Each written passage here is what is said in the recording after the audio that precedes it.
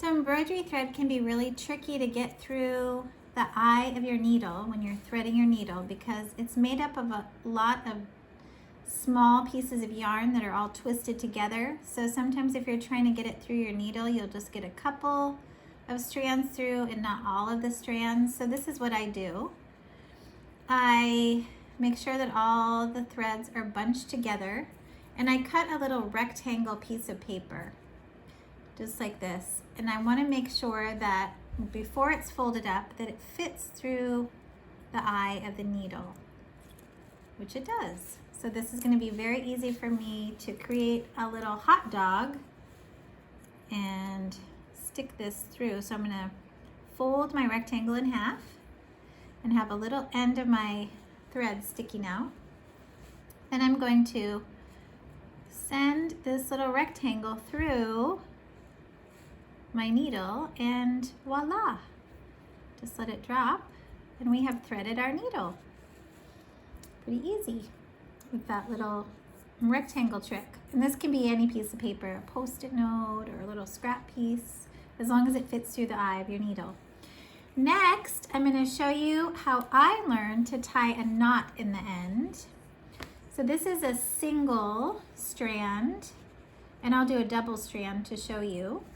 But this is if you just are threading your needle and you have a little extra hanging over, so that when you pull your needle through, you're going to hold it at this end when you're sewing so that you don't keep pulling it out. But we have a really easy way to thread it, so if our needle comes out, it's not a big deal. So this is how I learned how to thread a needle, or make a knot. So I take the string and I wrap it around my finger a couple of times. And then you know how sometimes you get glue or paint on your fingers and you try to roll it to get it off? That's the same motion that we're going to use, and it might take a couple of times until you can get that knot really secure.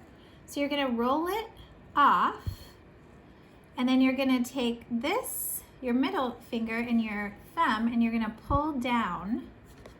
And at the end, you should have a kind of a little messy knot at the end there. And it doesn't matter what this knot looks like because it's going to be hidden on the underside of your fabric. So that's how you would do a single knot.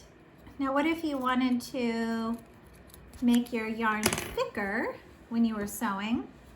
You would take the other end and match it up to the bottom of your thread, so you would have two strands, just like that. You have a 2-strand embroidery thread. And then you're going to do the same thing. You're going to match up the ends of the thread, and it's really a little frayed at the end. So we make sure we make our knot. We're going to have it go around once. And if you want to do it twice, you can.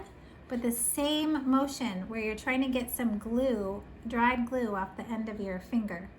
So you're going to roll it, and then you're going to pull it down. And then you should have another nice little knot at the end. Now we can start sewing.